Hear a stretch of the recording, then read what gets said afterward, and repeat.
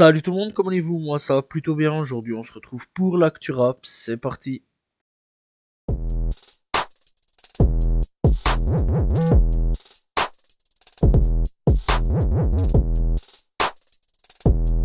On commence l'actu rap FR avec une bien triste nouvelle, puisque le fan ne reviendra pas dans le rap.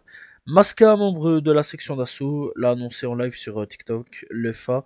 Il va très bien, mais ne reviendra pas, donc il va pas revenir donc dans le rap. Bref, triste nouvelle, personnellement je kiffais bien le FA.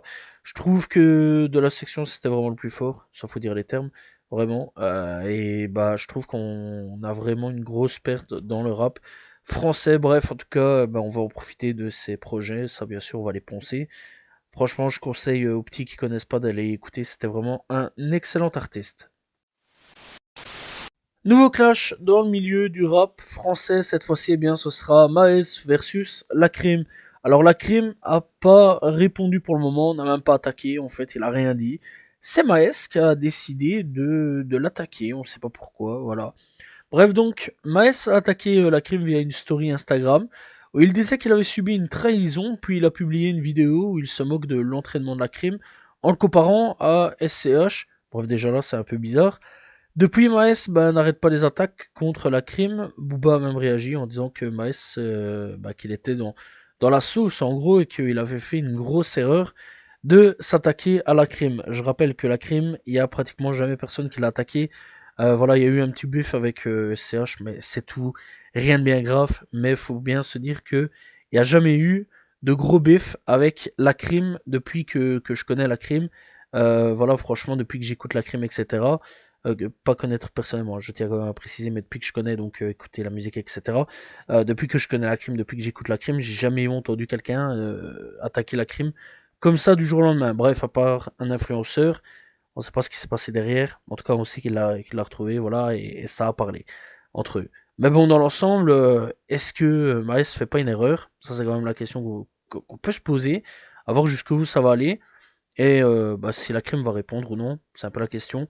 Et est-ce que cette histoire va aller plus loin que des tweets et des stories de la part de Maes?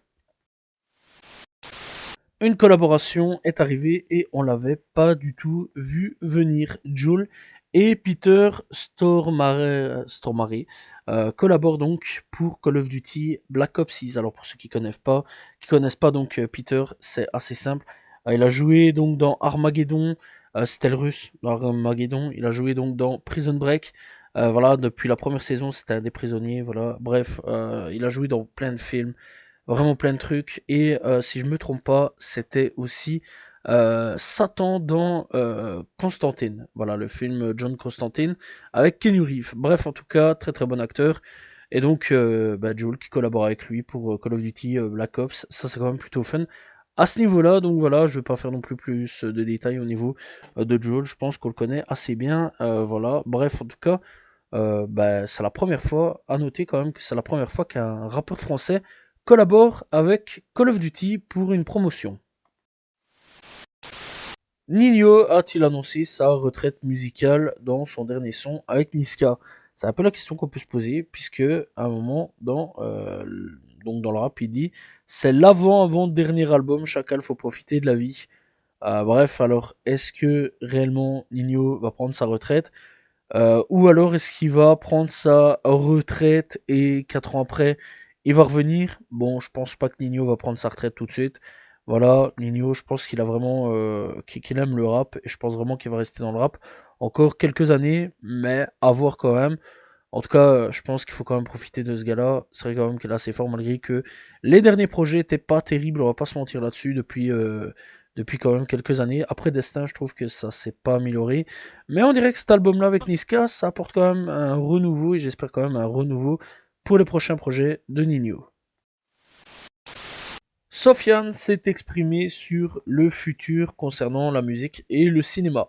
Bref, donc il dit j'ai une étiquette et une identité donc qui me convient très bien. Je suis très fier de venir du monde de rap et de ce que cela m'a apporté, l'évolution de ma carrière. Au cinéma, elle prendra le temps qu'elle prendra. Mais là, je pense que je suis entre 10 et 15 projets cinématographiques théâtraux et des séries, donc cela commence à s'installer. J'ai toujours mes preuves à faire, je viens toujours sur les tournages avec énormément d'humilité. Je ne suis pas Fianso sur un plateau de cinéma, je suis dans une espèce de dualité schizophrénique, complètement assumée, il y a Fianso et Sofiane l'important, et de garder une démarche d'honnêteté. Bref, après donc il dit, mon dernier album, à 3 ans, j'avais un peu l'impression d'avoir fait le tour et les scénarios arrivant, les projets au cinéma se multipliant. Je reviens de temps en temps pour me faire plaisir sur un couplet, donner de la force à un jeune, partager avec un copain, remonter une scène histoire de kiffer un peu, mais je fais de la place dans ma vie artistique pour le cinéma, mais retourner sur un album, je ne sais pas. Bref, donc encore une fois, on a encore Fianso qui parle en disant que finalement, bah, il est peut-être pas très chaud pour revenir pour le rap. Personnellement, je suis un peu déçu, hein. Je rappelle quand même que 2017, 2018, 2019, Fianso, il a roulé carrément sur le rap français, faut quand même le dire.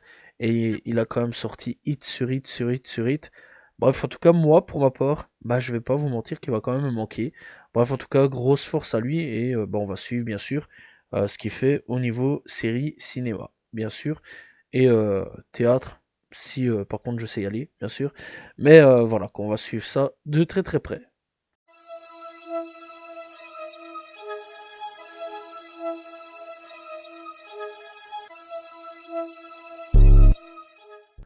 On commence l'actu rap FR avec une excellente nouvelle pour Eminem, puisque eh bien, on vient d'apprendre que l'enfant de sa fille eh bien, est un garçon. Bref, de quoi faire une excellente relève. On espère peut-être que le petit-fils d'Eminem eh bien, sera dans le rap. Qui sait, l'avenir nous le dira. Est-ce que c'est le début de la fin pour Lil Durk? C'est la question qu'on peut se poser aujourd'hui, puisque la mère de FBG Duck dépose une plainte pour mort injustifiée qui nomme Lil Durk et King Von en lien avec le meurtre de son fils à Chicago en 2020, rapporte le Chicago Sun-Times. Le procès mentionne une allégation selon laquelle King Von aurait placé une prime de 100 000 dollars sur la tête de FBG Duck. Donc Lil Durk est également désigné comme étant responsable de la prime présumée.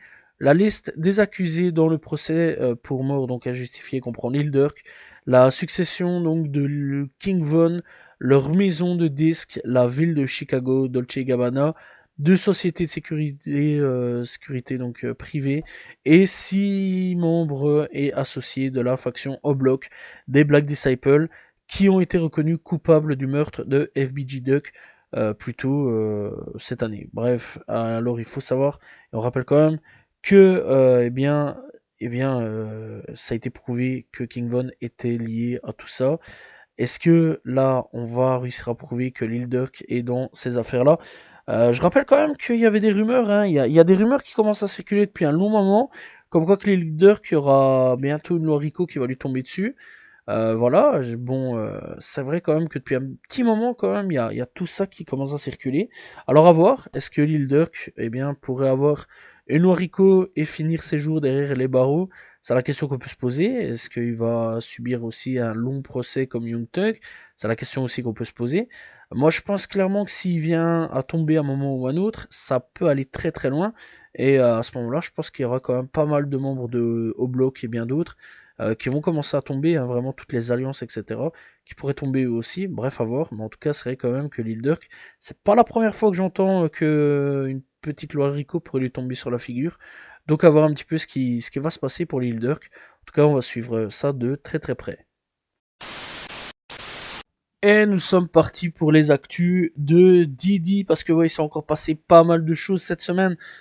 Eh bien, l'avocat des 120 victimes de Didi affirme que de nombreuses grandes célébrités ont accepté de payer discrètement leurs victimes afin d'éviter d'être nommées publiquement.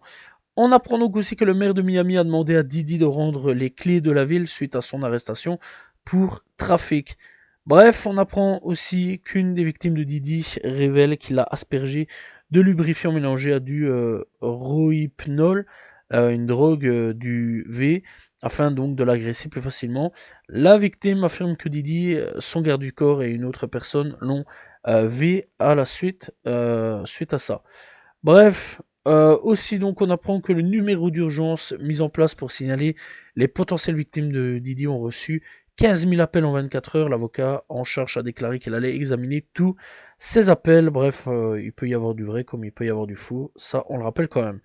L'avocat de Didi accuse le gouvernement d'avoir orchestré la fuite de la vidéo du rappeur agressant son ex-femme, Cassie, pour nuire à son image.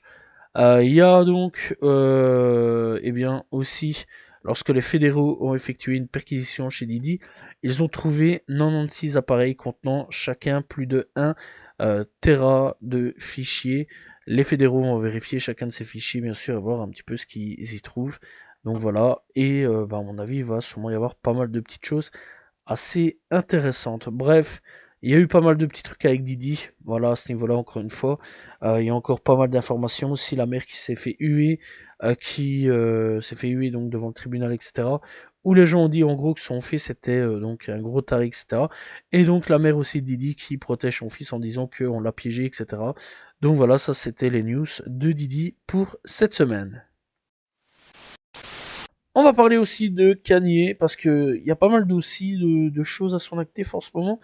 Des trucs cool et des trucs un peu moins cool. Bref, Kanye West ou Kanye aurait réussi à vaincre son addiction au protoxyde d'azote et se concentre désormais à 100% sur sa musique. D'ailleurs, en ce moment, il est actuellement au Japon. Voilà, ça c'est quand même plutôt cool pour lui, donc créer son nouvel album. Bref, on apprend aussi, d'après un détective privé, eh bien, il révèle avoir été engagé par Kanye West pour suivre sa femme Bianca à son insu lorsqu'elle voyageait seule.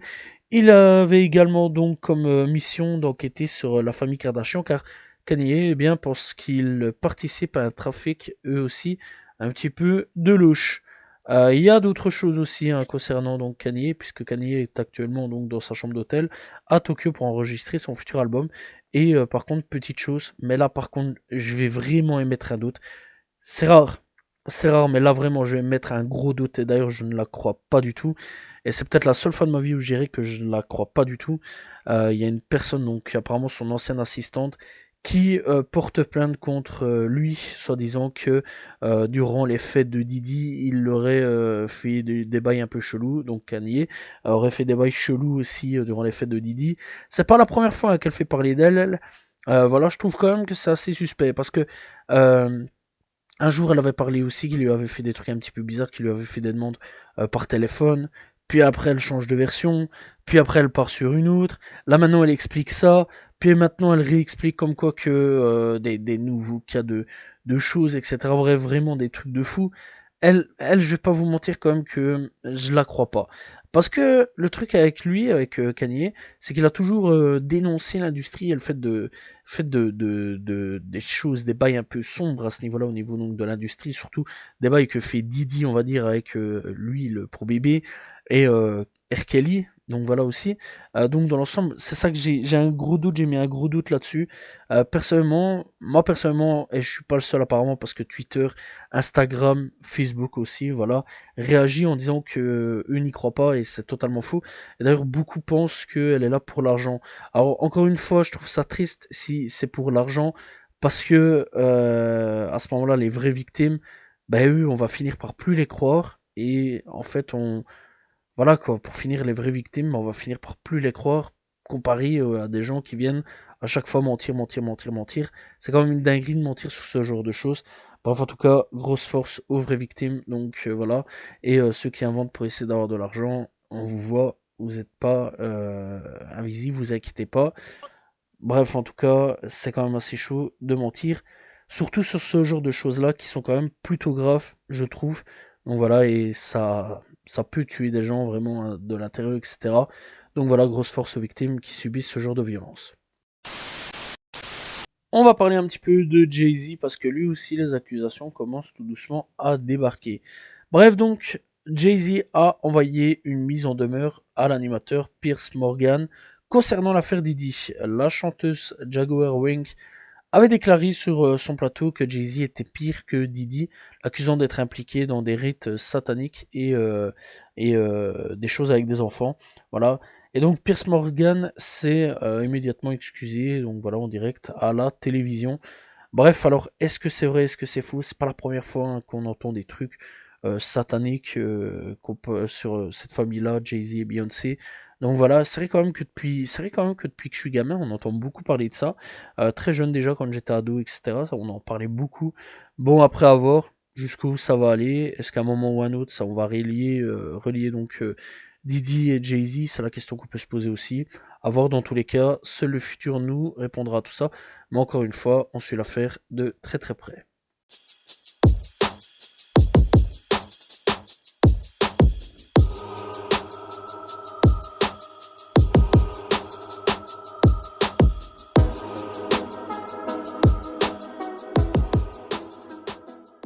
Et nous sommes partis avec les coups de cœur de cette semaine et on commence avec Davodka pour Enfant Bulle, excellent son d'ailleurs. Fresh de retour avec Non, on a aussi donc Jola Green avec Hellcat ou Camaro. On a aussi Nino et Niska pour un rappeur, Sarap. On a aussi le retour de Xzibit pour Play This, Hate Me Funeral. On a donc aussi Skepta et Flomili pour Walleye. On a aussi donc Max the Demon avec Rocket. Ça faisait longtemps, Max, ça fait plaisir. On a donc aussi Big X Daplug de retour avec Change Me. Shaeg de retour donc avec Out of the Mind. Bref, on a aussi donc Lil Godit de retour avec A Lot of Shit. Change It. On a donc aussi Loki avec Kaylee et Exotic. Bref, donc on a aussi Rodwave avec 25. Alors on va le dire en français. On a donc aussi le retour de Fulio pour Paranoid. Voilà, c'était les coups de cœur de cette semaine.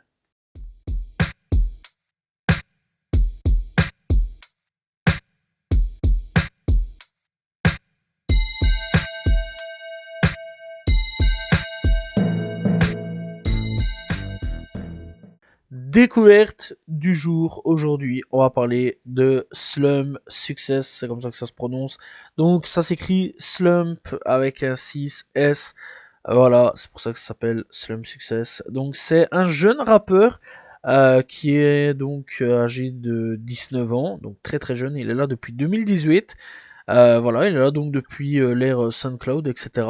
Très très bon rappeur. Je suis en train en ce moment de me faire sa discographie, donc il y a fortement des chances à ce que soit cette année-ci, soit l'année prochaine, son histoire apparaisse sur ma chaîne YouTube. Donc voilà, franchement, je vous conseille vraiment d'aller checker. Voilà, il fait partie d'une nouvelle génération, on va dire, hein, de la deuxième partie de génération SoundCloud qui commence tout doucement à arriver.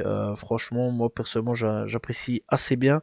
Donc voilà, n'hésitez pas donc à aller checker, découvrir Slump Success venu tout droit de New York. Donc voilà, et n'hésitez pas à aller découvrir. Voilà, il est disponible sur toutes les plateformes de streaming.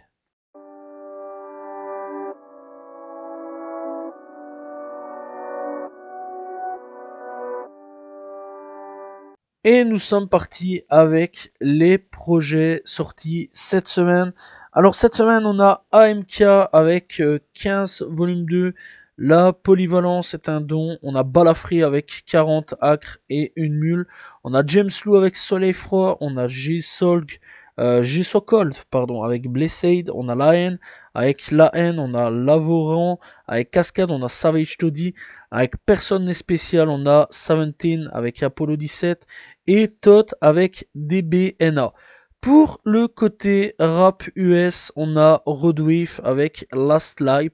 On a donc Gloria avec Glorious. On a donc aussi Dash Loaf avec End of Summer. On a donc aussi Pharrell avec Peace by Peace. Donc voilà. Bref, donc on a aussi Dom Kennedy avec Class of, on va le dire en français, 95. Voilà, on a donc Currency avec DJ Fresh pour The Anchor. On a aussi Big X d'Aplug, ça fait plaisir avec Take Care. Big X, je vous conseille encore une fois d'aller écouter, excellent artiste. Voilà, je vous le dis à chaque fois, mais vraiment il est excellent. Rich the Kid, Famous Dex et Jake Rich de retour ensemble pour Rich Forever 5, ça fait plaisir aussi. On a donc aussi Bizarre et Full Mood pour HGG4. On a donc aussi Traumatone avec Money Main et Zaytoven pour TMZ. Donc voilà, et Money Main, en plus j'ai fait l'histoire dessus il n'y a pas longtemps d'ici, donc voilà, ça fait plaisir. On a donc aussi, Kashi avec Brooklyn, donc Cowboy. On a aussi donc Willy the Kid et Vidon pour Deutsche Marks, Deutsche Mark 4. Et c'est tout pour les projets sortis cette semaine. Voilà, n'hésitez pas à les checker, il y a vraiment pas mal de trucs assez intéressants. Voilà, c'est la fin de l'ActuRap. J'espère que vous l'avez apprécié. N'hésitez pas à vous abonner, liker, commenter, partager. On se retrouve la semaine prochaine pour un nouvel ActuRap. Demain pour une nouvelle vidéo. Salut tout le monde. Ciao, ciao.